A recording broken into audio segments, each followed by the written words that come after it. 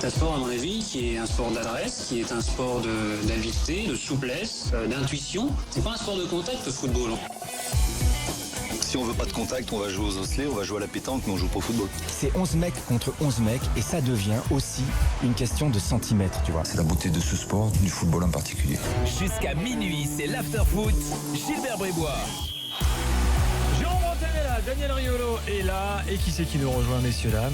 Simone Rovera. Simone, bonsoir. Ciao, bonsoir. Simone, j'étais dans quel chapeau demain, toi? Non, mais c'est pas. Non, c'est sur la Toyota. J'étais en train de regarder le tirage, la simulation qu'il y a eu hier. Pas mal. Non, Simone, c'est la Tunisie, Toyota Arabie Cup. Saoudite, Angleterre. C'est quoi la Toyota Cup? La Toyota Cup, c'est toutes les grandes nations du football. Ah, qui non sont qualifiées. Malheureusement par la Coupe du Monde. Ah, et on a vu. fais gaffe, tu peux tomber sur le Cameroun et le Chili. Non. Chili, Cameroun, Chili, tête de série comme l'Italie. En Europe, on a mis Pays-Bas. Non, on n'a pas mis Pays-Bas, ils sont moins bien. On a mis Bulgarie et Norvège aussi tête de série. Les États-Unis et la Nouvelle-Zélande. T'évites ça déjà, donc c'est pas mal. C'est pas mal.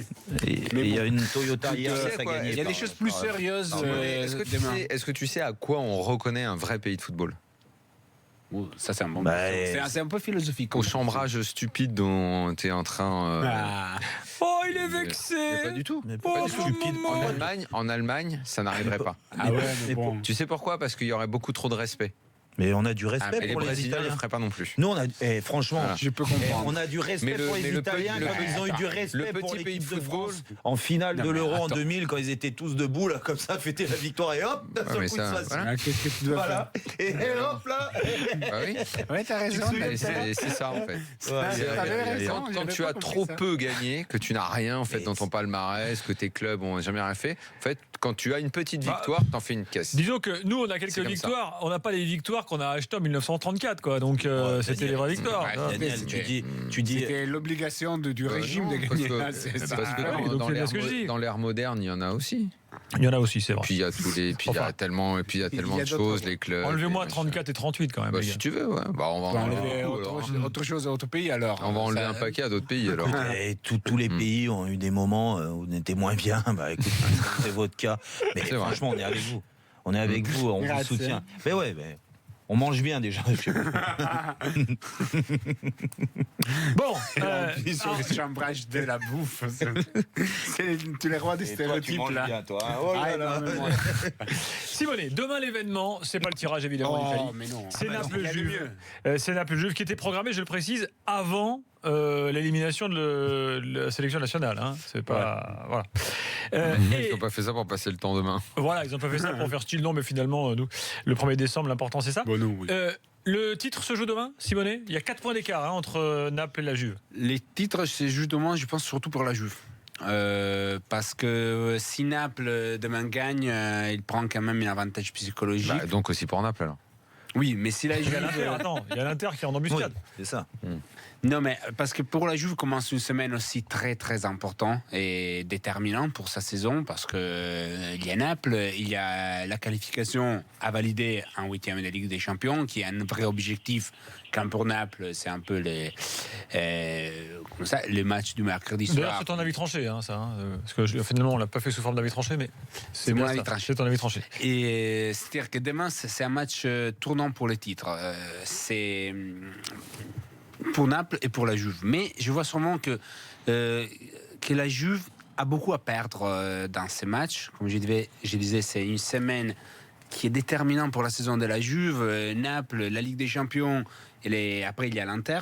Donc c'est vraiment 7 jours où la Juve doit montrer d'être encore à la hauteur de ce qu'a fait dans les dernières saisons, d'être pas dans une saison de transition, mais seulement dans un moment des moins bien. Et je crois que pour Naples, c'est le match où finalement ils peuvent effacer un peu cet sentiment d'infériorité qu'ils ont toujours eu dans les dernières saisons face à la Juve, infériorité qui était technique à un certain moment, qui était émotive, on peut dire, à niveau d'avoir les bons réflexes dans les bons moments, de ne pas se la prendre seulement. Mental, il y avait un vrai problème. Quand il les jouait, il y avait, comme tu dis, une sorte de complexe. C'est la prendre d'un complexe, c'est la prendre. On voyait ça, des résultats négatifs. La faute était à l'arbitre, la faute était à ça. Il n'y avait jamais une Naples qui arrivait à comprendre ou à admettre que la Juve était supérieure dans les dernières saisons. Et demain, par contre, on pourrait voir la roue tourner. La Juve arrive moins bien physiquement. Il arrive avec une Higuaín blessée, avec cette fracture à la main qui le fait arriver aux 50% de sa condition, sans Mandzukic, donc avec le risque de jouer avec seulement Dybala devant, avec Allegri qui a déjà dit, a fait comprendre que le match que pour lui c'est plus important, c'est celui face à l'Olympiakos, parce que si tu rates la qualification en Ligue des Champions, c'est fini. Et si tu rates les matchs face à Naples, en théorie, tu as encore l'espoir. Le problème est que si Naples gagne, là, il change de dimension.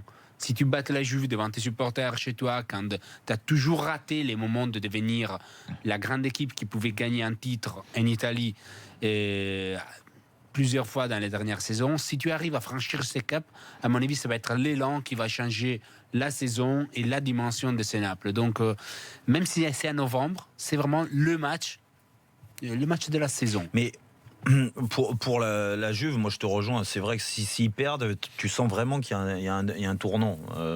Un tournant par rapport aux autres saisons, il y avait un complexe. Ce qui est logique parce que la Juve, ils gagnent tout. Là, tu prends 7 points.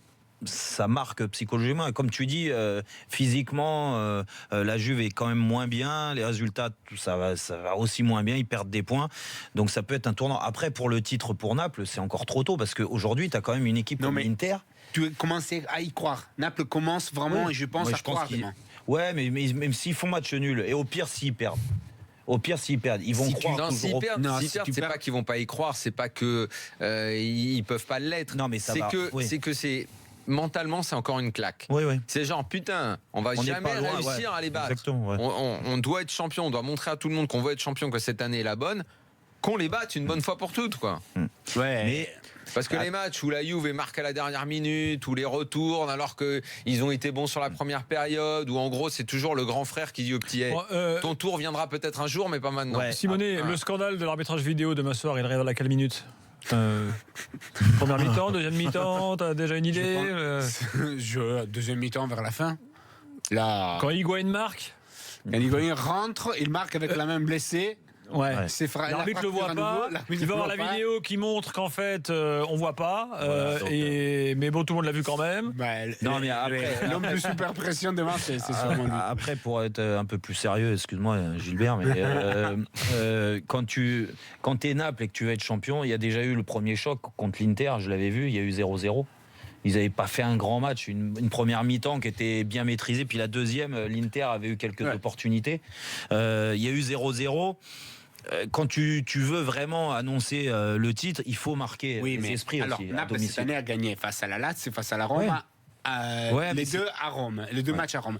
Mais c'est la Juve qui est les vrais ennemis, on peut dire, sportifs. C'est les vrais rivaux qu'il faut battre. L'ogre qui n'arrive qui n'arrive pas à battre, surtout dans des matchs où il y a un vrai enjeu. Parce qu'ils ont gagné le match retour la saison dernière de la Coupe d'Italie, après ils se sont fait éliminer. Donc c'est le match qui peut faire changer des dimensions Naples, et je pense que c'est du match comme ça, d'une victoire comme ça, qui Naples a besoin pour changer des statuts, d'être pas la belle équipe. Ils ont vraiment besoin de le gagner. Parce que même en Ligue des Champions, la saison dernière, ils font de bonnes choses, ils se font taper par les Real. Cette année, on dit peut-être la surprise avec City. Non, mais tu sens qu'ils sont arrivés à maturité de toute façon, donc c'est le moment. Mais ils ont besoin de le montrer. Non, mais c'est le moment de. Parce que c'est pas la Roma ou la Lazio l'adversaire qu'il doit battre pour gagner les titres. Pour gagner les titres, tu dois mettre dehors la Juve. Mais là, c'est l'occasion. En tout cas, parce que tu es là, mais moi, je le suis particulièrement, ce championnat, et il est passionnant.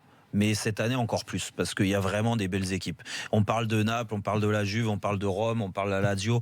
Il ne faut pas oublier l'Inter, qui est quand même un très bon niveau là depuis le début de saison. C'est très solide. Et l'année où ils ont cagué pour la qualif, le championnat, il progresse. Et la saison prochaine, il y a 4 clubs en Ligue des Champions. Et l'année prochaine, 4 équipes en Ligue des Champions. C'est fou, mais il le mérite, parce que franchement, ça tourne bien. Et demain, c'est vraiment un bon match à voir. Je sais pas quel est le match de Ligue 1 demain. Dijon-Bordeaux. Ouais, je conseille aux auditeurs de regarder Naples-Juve. Autre sujet, Gattuso. Gattuso à Milan. Alors, direct, quand il est arrivé, il a fait du Gattuso. Hein, genre, vous allez en chier, ça va être dur. Voilà. C'est ça que ça lui correspond. Il s'est impris aussi. Burn et compagnie. Quoi. Voilà, c'est ça. Mais est-ce que ça va marcher? Il a cherché de faire passer un message en disant j'ai entraîné dans plus de 100 matchs. En pro, je ne suis pas un nouveau arrivé, je ne suis pas ici parce que j'étais l'entraîneur de la Primavera seulement, je ne suis pas ici parce que je suis un ancien du Milan, je pense pouvoir mériter ça. Les dirigeants lui donnent toute la confiance nécessaire, mais c'est une situation là, je ne dis pas horrible au Milan, mais c'est très très compliqué. Ils sont très très loin de la Ligue des Champions. Ils ne s'attendaient pas à ça. C'est qui déjà les joueurs, là, les 200 millions, ils les ont claqués sur qui là? J'ai déjà oublié les noms. Là. 40 millions pour André Silva, 40 millions pour Bonucci, 25 pour Kessie, 20 pour Biglia. Oui, mais alors apparemment, ils n'ont pas claqué ça. Enfin, c'est étalé sur plusieurs années. C'est-à-dire qu'en fait, c'est des options d'achat obligatoires pendant 2-3 ans. Je me demande comment ça va finir cette histoire avec les investisseurs chinois, moi. Alors là, c'est leur billet qui se casse. Là, c'est notre discours sur. Il y a eu une enquête aussi du New York Times qui a montré que les propriétaires des mines étaient propriétaires de mines, en théorie, Monsieur Lee, donc les patrons de Milan, mais ces mines ne sont pas lui, en théorie, donc c'est l'enquête du New York Times. Les propriétaires de mines qui ne lui appartiennent pas, c'est un peu con. Non, mais Milan, on peut dire ce qu'on veut, mais franchement, Daniel, ils ont dépensé beaucoup, ils ont pris des bons joueurs. Après, comme n'importe quelle équipe, quand t'achètes comme ça d'un seul coup, il n'y a pas de direction, quoi. Oui, mais attends, mais c'est ils ont pris les mecs et on ne sait pas comment il n'y a pas de direction technique. C'est un sport collectif. Ce que je veux dire, il faut attendre que les mecs s'entendent bien déjà dans le groupe, sur le terrain. Il y a des bons joueurs. Mais on ne sait pas ils sont où les dirigeants, quoi. Alors, les Italiens, ils sont toujours là. Le problème est qu'on a l'impression qu'ils se retrouvent à parler avec des propriétaires qui ne sont pas ce qu'on s'attendait, les directeurs généraux façonnés passent plus de temps pour chercher de renégocier la dette et de trouver de nouveaux investisseurs. Il y a eu une rumeur qui est sortie sur la presse italienne cette semaine sur le fait que c'est lui qui est chargé de trouver des nouveaux investisseurs pour les Milan, a demandé à Fininvest, c'est-à-dire à la famille Berlusconi, de revenir. C'est une chose qui est sortie sur la presse italienne. C'est pas. Même quand tu es joueur, le temps que tu fasses le puzzle, que l'entraîneur trouve pas la formule, qu'il soit menacé, que tu le remplaces par un autre, t'as l'impression que les mecs. Enfin, je sais pas, je suis pas sûr qu'ils, dans cette instabilité, ils puissent s'épanouir vraiment, quoi. T'as l'impression que la maison, elle est fragile. Donc après, tu prends des mecs qui doivent apprendre à se connaître. Tu prends un Bonucci qui normalement doit être le taulier, le gars qui va te sécuriser tout ça. Or, depuis le début de la saison, il y est pas. Non. Et même avec l'équipe nationale, on l'a vu. C'est plus, je pense que c'est fini. Je sais pas s'il pourra revenir, mais là pour l'instant, il est pas du tout à son niveau. Après les autres que tu m'as cités, bon, ok, il n'y a pas de crack non plus, quoi. Tu vois. Bonjour, il y a Rodriguez côté gauche. Lui, c'est le meilleur recrue sûrement. Le Turc. Chalanoglu, mais Chalanoglu n'a pas été Ricardo Rodriguez. Ouais.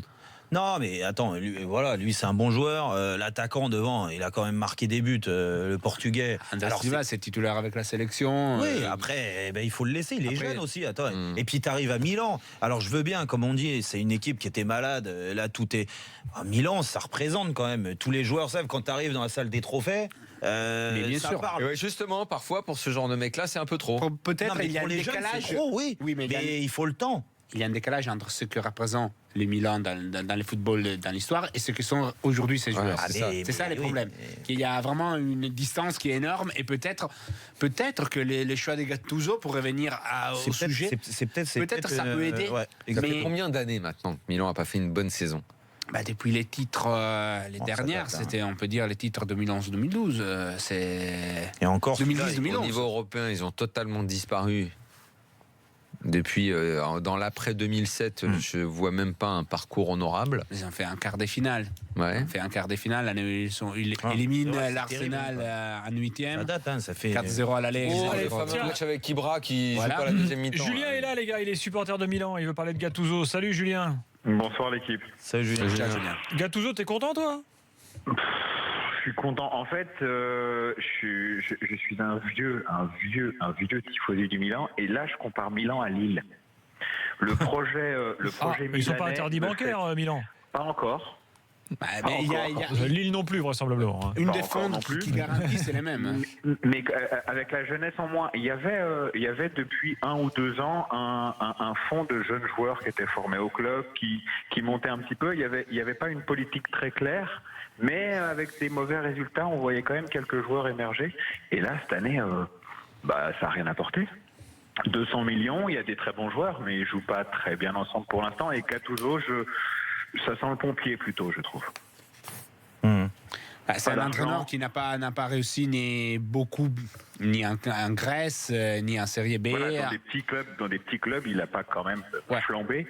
Et puis, je sais pas, c'est pas Ancelotti qui revient, c'est pas un élan. Enfin, je vois pas l'élan dans le projet, alors que la saison est déjà bien foirée, quoi. Non, mais tu as raison, mais le vrai élan qui a cherché de donner la dirigeance avec cette décision, c'est de virer Montella, qui évidemment n'avait plus rien en main, n'arrivait pas à gérer la situation, il n'arrivait même pas à être convaincant dans ses discours, il y avait vraiment une fracture entre ce que Montella disait. C'est une erreur de casting. Enfin, Montella, c'était une erreur de casting. Pour moi, ça n'a jamais été un très grand coach.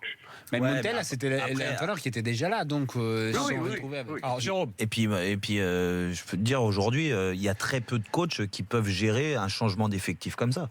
Qui veut aller au Milan? Non, mais quel grand coach voudrait aller au Milan aujourd'hui? Ça reste quand même un grand club. Je pense que t'en as beaucoup qui peuvent accepter, mais des grands, comme tu dis, je pense que les grands, par exemple, tu parlais d'Ancelotti. Ancelotti, peut-être qu'on lui en a parlé de revenir, mais au bout d'un moment, Ancelotti regarde, il se dit déjà, arrivé en cours de saison, moi je suis pas un pompier de service, donc je vais attendre l'année prochaine, essayer de voir ce qui se passe plus ou moins, et que pour du moins réussir dans un projet comme ça, quand tu changes tout d'un seul coup une équipe, c'est des joueurs que t'as pas choisis, donc il faut les faire jouer ensemble. Et il y a peu d'entraîneurs. Regarde, ça va être compliqué, mais même pour Gattuso, pardon Jérôme, mais même pour Gattuso, là, ils ont empilé des mecs et ils prennent un mec sans expérience pour essayer de faire jouer l'équipe. Et Gattuso, il va jouer sur quoi? Il va pas jouer sur l'aspect. Bah voilà, exactement. Il va jouer sur les burnes. Oui, mais bon, j'adorais Gennaro Gattuso, mais s'il avait été technicien ou si ça avait été un mec qui avait fait développer le sens tactique et technique de son équipe, ça se saurait. Bien sûr, exactement. Qui va être coach, c'est Gattuso. Enfin, je sais pas, c'est comme si vous me dites. Devient quoi Baresi d'ailleurs?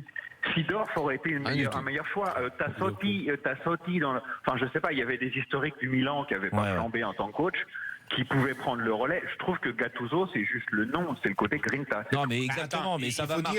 Il faut dire pour les ceux qui nous écoutent qui ne savent pas, Gattuso était entraîneur de la Primavera, était entraîneur de l'équipe des jeunes. C'est pas. Mais ça n'a rien à voir. Ça n'a rien à voir.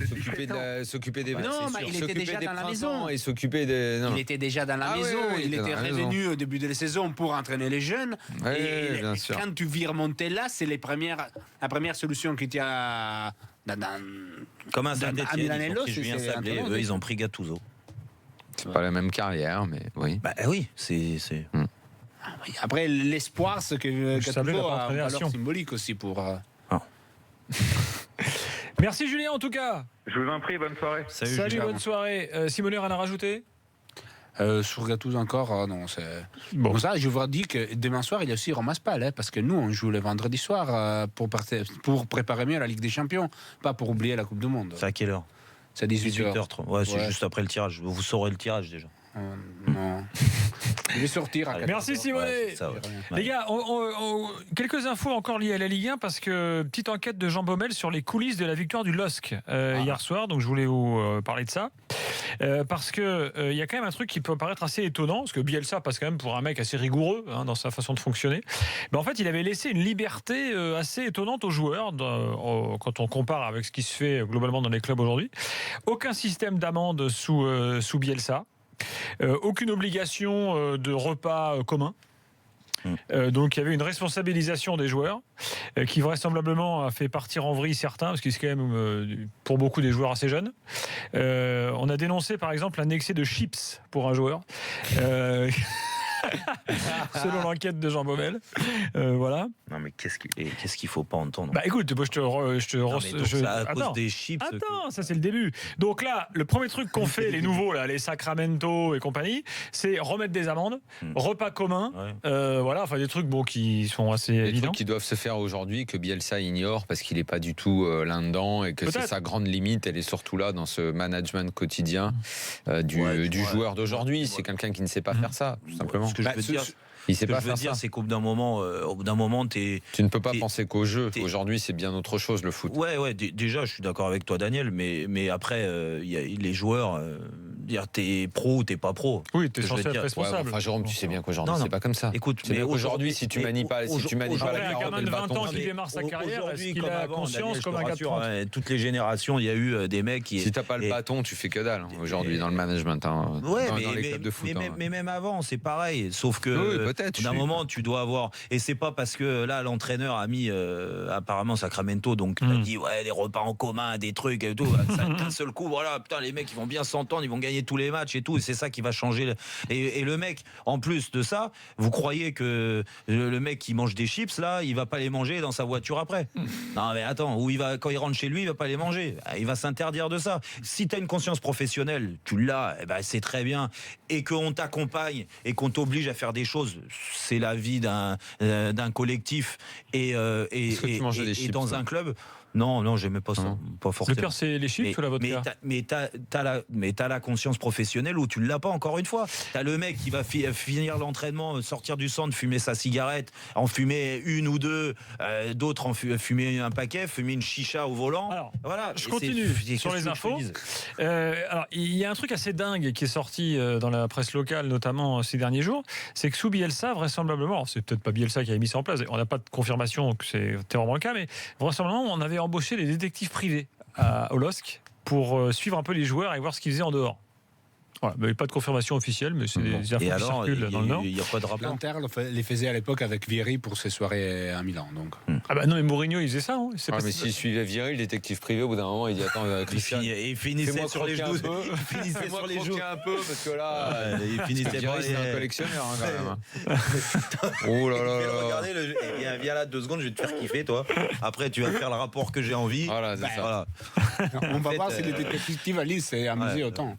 Et alors, après, j'en arrive au. Il finissait autre part que Vieri, il a fait partie du top 3 des tombeurs, non? Vieri en Italie? Ouais.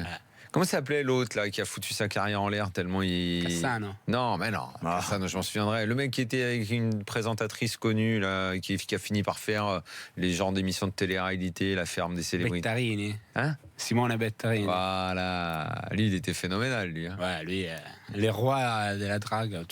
Oui, lui, c'était les rois vraiment. Ouais. C'est vrai? Simone Bettarini. Je pense qu'il a battu tout le monde, lui. Ah ouais. Alors, je reviens à Lille. Stefano Bettarini, non. Simone, il faut bien qu'il y avait Coco aussi. Les mecs se sont rincés. Coco aussi, il est parti en vrac avec ça. Fabio Galante.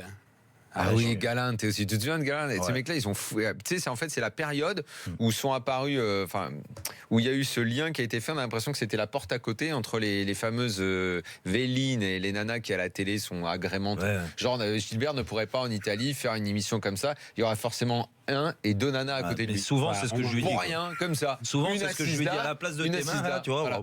Et ça, il y a on pourrait essayer. Et tous ces joueurs-là.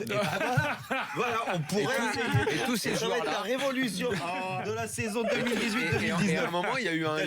On a l'impression qu'il y a eu un lien entre ces nanas-là et certains joueurs. C'était la grande période. Mais comment on recrute, Jérôme? Ils ont tous. Je fais le casting. Non, tu fais pas le casting tout seul, pardon. Faut que tout le monde puisse. Non, mais laisse-moi. Laisse-le faire, laisse-le faire. Franchement, attends, je me suis privé toute ma carrière. Laisse-moi faire un peu ce casting-là. Moi, j'avais une vraie conscience professionnelle là.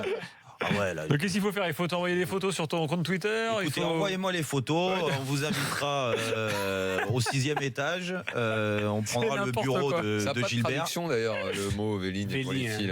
Ces petites danseuses. C'est quelque chose qui n'existe pas en France. Ouais. Le concept te plaît, quoi. Le concept. Après, il arrive bien. On prendra le. Il arrive bien. La femme de Totti a commencé comme ça. Ah bah oui. Oui. L'une des plus célèbres est devenue Madame Totti. Elle a commencé comme ça. Ouais. à côté d'un Gilbert. Non, mais Madame Bouffonne, c'est aussi une présentatrice télé. Madame Bouffonne, c'est une journaliste qui présente. C'est une journaliste, ça n'a rien à voir. C'est une vraie bien, quoi. Non. Ouais, elle a un rôle important, un peu comme Gilbert. Comme Madame Casillas. Madame Casillas, un peu au-dessus encore. Non. Un peu au-dessus encore. Elle est présentatrice du plus grand show de la télé italienne sportif. Très bon choix, Madame Casillas. Alors, oui, c'est un bon choix. Oui, alors l'histoire que Fred Hermann racontait, c'est que quand elle faisait les interviews au bord du terrain, à l'échauffement, les adversaires essayaient tous de lui envoyer le ballon dans la tronche quand même. C'est ce qu'il avait essayé à l'Euro 2012. C'est que vraiment c'était qui? C'était Ben Arfa avec qui avait non, pas lui. Donc je sais plus qui avait essayé ça. Je me de la viser. Et ils n'ont pas réussi. C'était pendant l'Euro 2012. Ouais. Elle était en bord terrain. Ça c'est scandale. C'était peut-être Marvin Martin. Il n'était pas l'Euro 2012. Ah non, c'est vrai, il n'était pas. Non, parce qu'en fait, dès que je pense à Blanc, je pense à Marvin Martin. Moi, tu sais, je fais une association d'idées. Parce que c'est sous Blanc que Marvin Martin il flambe. Blanc, je pense à Gasset, moi. Ah, tu penses à Gasset? Bon, oui, tu dis Blanc, tu penses à Gasset. Ah oui. Non, mais Blanc, équipe de France, Marvin Martin. Non, je ne fais pas ce lien. Non. Alors, je reviens au terrain. Donc, côté lillois, donc là, qu'est-ce qu'on a fait? En gros, c'est ce qu'a expliqué un peu en off, la cellule là, qui a pris la suite. Il a dit, bon, déjà, ce qu'on a fait, c'est qu'on a arrêté de mettre les mecs à des places qui ne sont pas les leurs. Thiago Maia, hop, on le remet là où il devait être, notamment. Et puis, choix fort, Pépé sur le banc, qui était un des gars importants de Bielsa. Donc pour Ponce, qui en plus hier a fait un gros match. Et vraisemblablement, adhésion totale des joueurs. D'ailleurs, vous avez vu la déclaration de Amadou hier, qui a dit si on avait joué à Lyon comme on jouait avant, sous-entendu avec Bielsa, on prenait une branlée. Voilà. Donc en gros, voilà, ils ont réussi à avoir les joueurs avec eux. Mais le même a dit que c'est Amadou qui a été interrogé pareil à la fin. Amadou. Est-ce que c'est Amadou ou un autre qui a dit que non, ils n'avaient pas joué différemment, que non, ils n'étaient pas plus libérés, que non, ça n'avait pas changé. C'est pas lui parce que lui, il te dit l'inverse. C'était pas Amadou. Bon, enfin voilà, je voulais vous partager ces infos-là. Donc, un problème de chips, c'est ce qu'on retiendra. Simonet, merci. C'est un plaisir. Dans quelques instants, l'After Story. Puis, derrière, il y aura le quiz avec des bouquins à gagner ce soir, les légendes du football chez l'éditeur Quelle Histoire, et puis un maillot de légende, maillot du Stade Rennais à gagner ce soir dans le quiz. 32-16, inscrivez-vous. Gagner ce soir.